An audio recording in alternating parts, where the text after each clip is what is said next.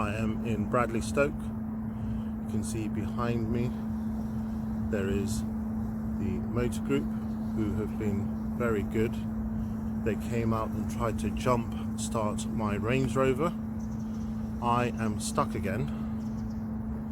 So if you look behind me, the Range Rover is stuck.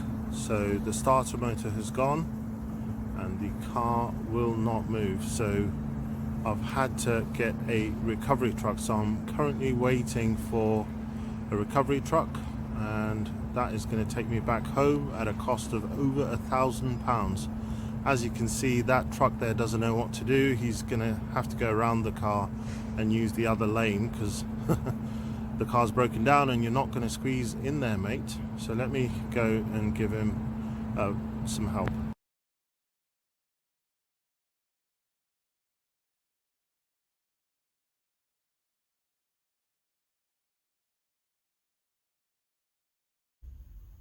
We are about to take the Range Rover on a 400-mile trip. So we are at Hartshead Services and we're just about to head to Bristol. Now the maps on my phone have stopped working. Luckily the navigation on the Range Rover is actually functional.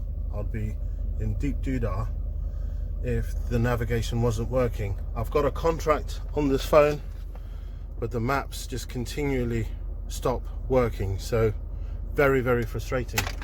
So anyway, we've got a 4-hour drive and we're gonna head to Bristol. When you purchase a Range Rover that's over 12 years old, you're going to have to do a bout of preventative maintenance. The car requires a lot of the components replaced, more so than on a normal car, because it's such a high performance car.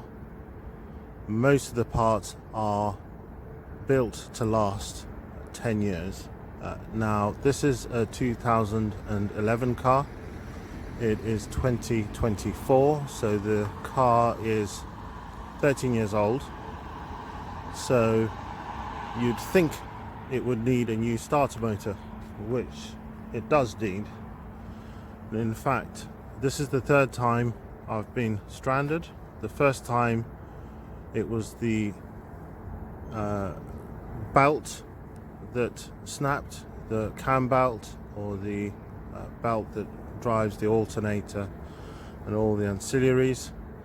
The second time it was the rear differential, or no, it was the front differential, and that was just through a lack of servicing. And then now today it is the starter motor, and it's not a surprise because I've had hints over the last couple of months that it wasn't starting first time. Now I actually believe if I had 13mm socket or a 10mm socket, if I removed the battery, charged that up fully, it would start, because it would have a lot of oomph, and that would probably get me back home and save me the best part of £1,000. But I don't have the ability to do anything like that. We're in the middle of a business park and I am 400 miles away from home, so if I start tinkering and it doesn't work and we get to 1 o'clock, then it's going to be very difficult for me to get home. The car stuck in the middle of a road. I potentially could be liable, if some of the road people come along and say you're obstructing the road, you need to get your car moved. So I need to remove this obstruction, as it's probably a danger or causing the traffic not to flow easily. I'll just show you exactly where we are here. So at 5 o'clock everybody's going to be driving home, and they're not going to be able to get through because of where the car is. So I definitely need to get the car out of the way. Now I believe I could have got a cheaper recovery but I just took the first one I could get. So here you have the engine. Obviously in front of the engine you've got a bunch of ancillaries. In fact, I've recorded a video on my BMW. The principles are exactly the same, and what I'll do is I'll show you all the parts that need replacing.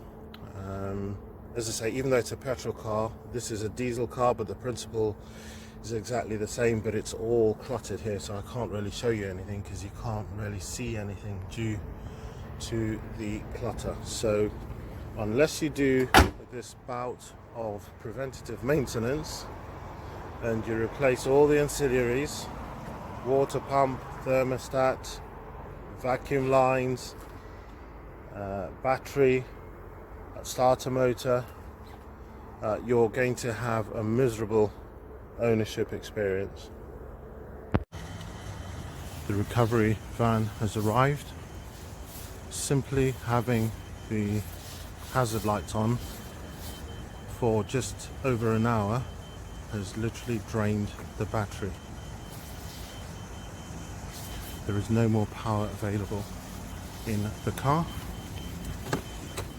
And I'll try and start the car. Yeah, it's dead completely. So be very careful with your hazard on a Range Rover. It will drain your battery.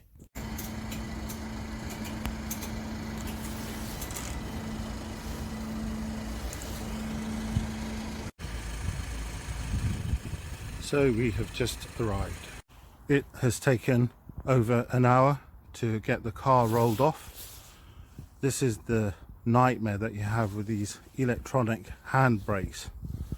Once the power goes, the car becomes a nightmare to deal with. Most other cars would have just rolled off in under a minute. With this car, it's taken over an hour.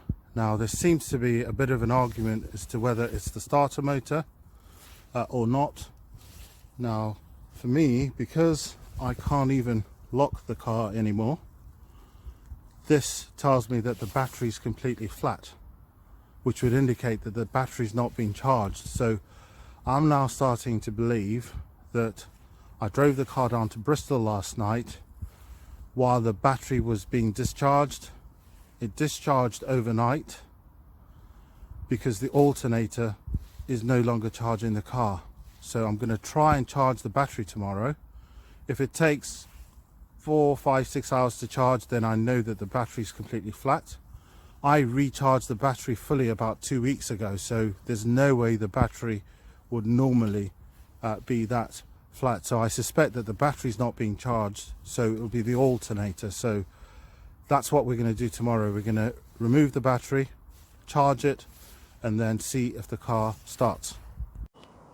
It is the morning after the drama last night, and we are charging the car with the brew, of course.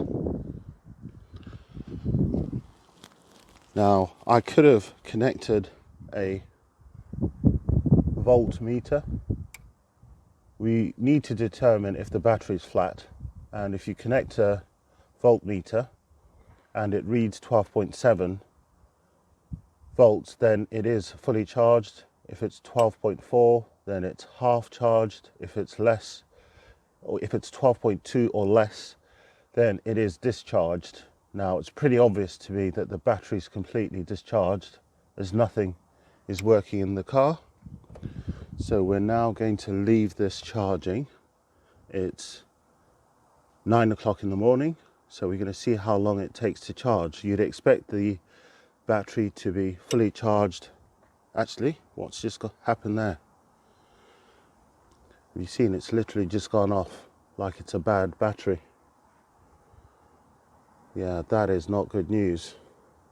This is meant to be a good battery. So it's trying to charge again.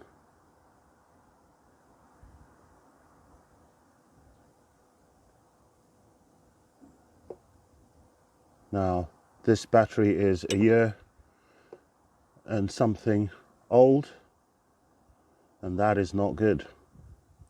This indicates a battery that's no longer charging. Now, ideally, you want an X-side battery. This is a Halford's battery, which is an AGM battery that I purchased a year and a bit ago. But it looks like it's struggling to start charging, so maybe it's completely empty. It should just be on the orange charging light consistently, but you can see it's flickering at the moment. Maybe that's what happens if the battery is fully charged. So I'm going to leave this for half an hour and return.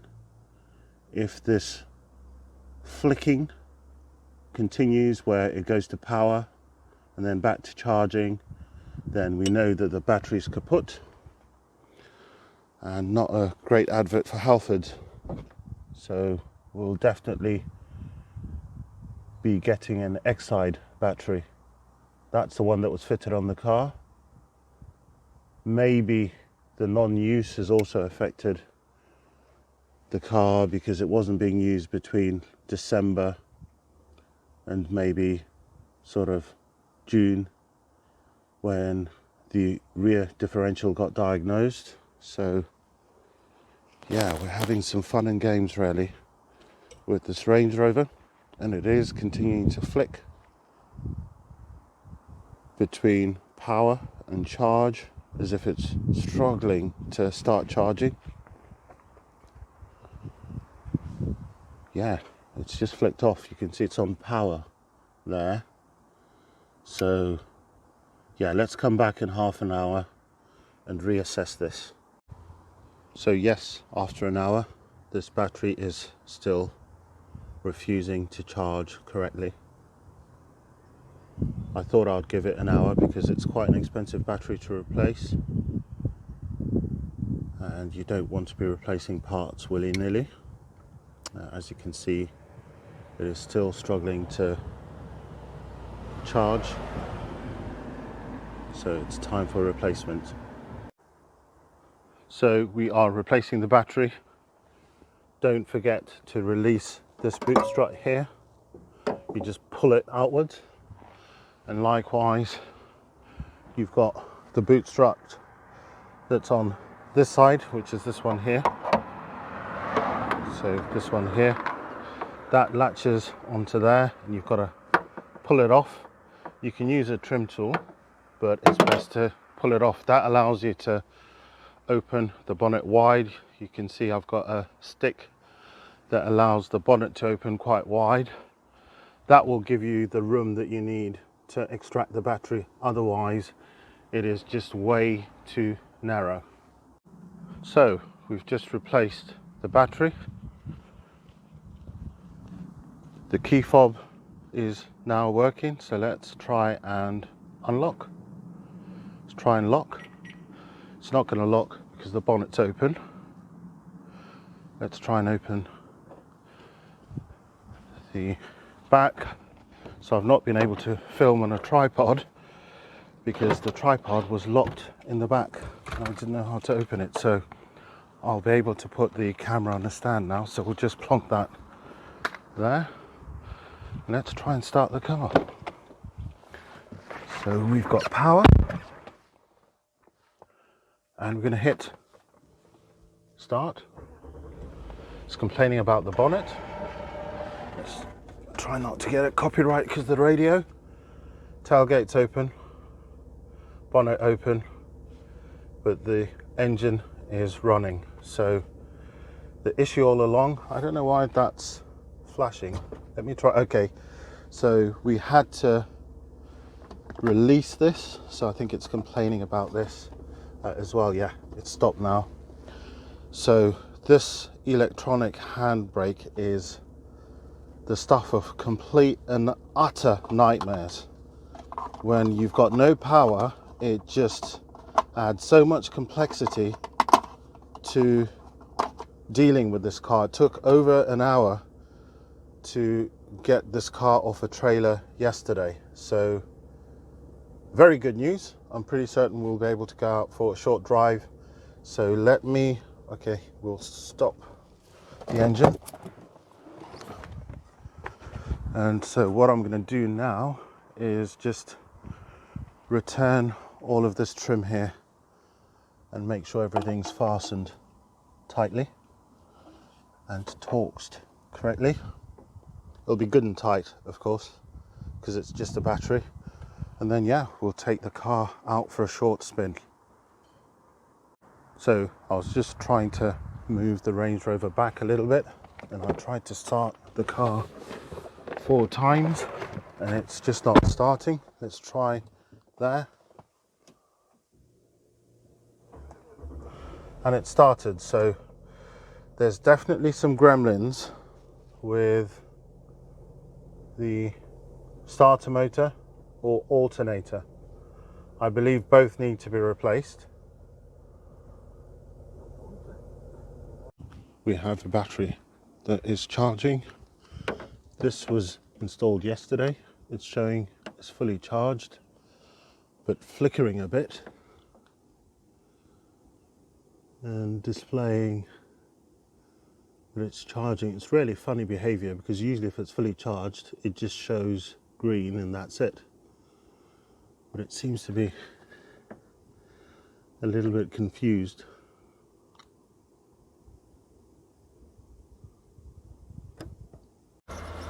We've just had a major drama with this Range Rover. I took it out to go and get a multimeter. This is what we've got on the dashboard at the moment. You've got a charging system fault that suggests the alternator has gone. The car, you can't even put it in neutral or park. So I suspect when I turn the engine off, it's going to stop working. So I took the car about 2 miles down the road and it just started throwing all these error messages, and I was stuck behind some very slow traffic. I didn't even know if I'd make it back. So some real fun and games with this Range Rover. So let's try and turn it off.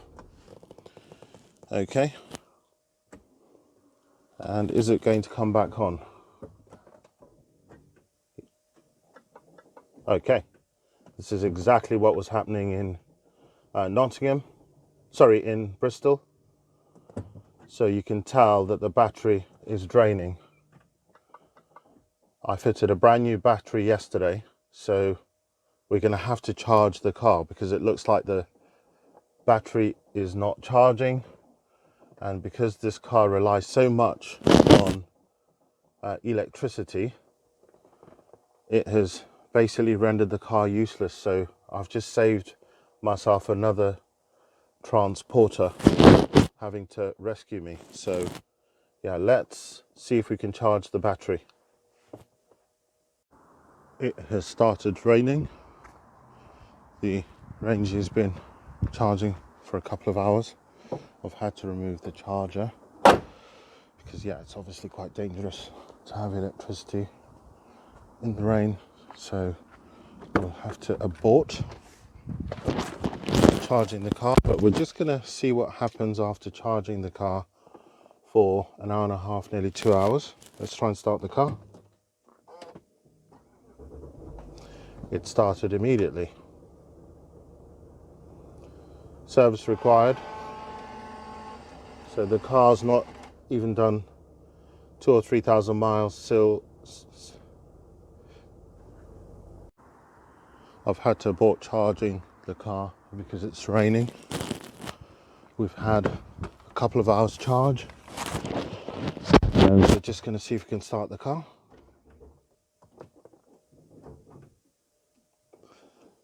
So, no, it has gone again. Yet it started just a moment ago. So yeah, the car's definitely having some charging issues.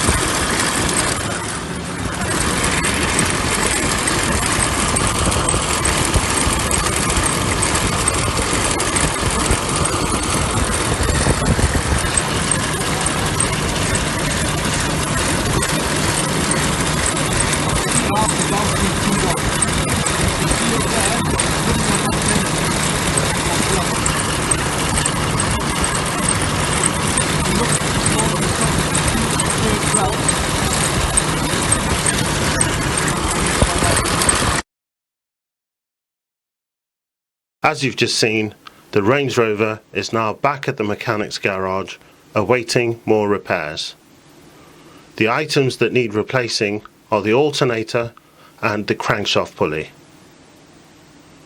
The crankshaft pulley costs £800 and is only available from Jaguar Land Rover via back order, so the estimate for the repair is in the new year. In the previous video that we did on the Range Rover, I just purchased some belts, pulleys and tensioners to try and resolve an annoying squeaking noise really audible at low speed. Suffice to say, should you ever hear a squeaking noise or anything that relates to the cam belt, take your car to a car mechanic immediately and do not take the car on a long journey. The Range Rover had just passed its MOT, with the MOT tester telling me to address the squeaking noise as soon as possible. You can definitely hear the pulley. It's a squeaking noise.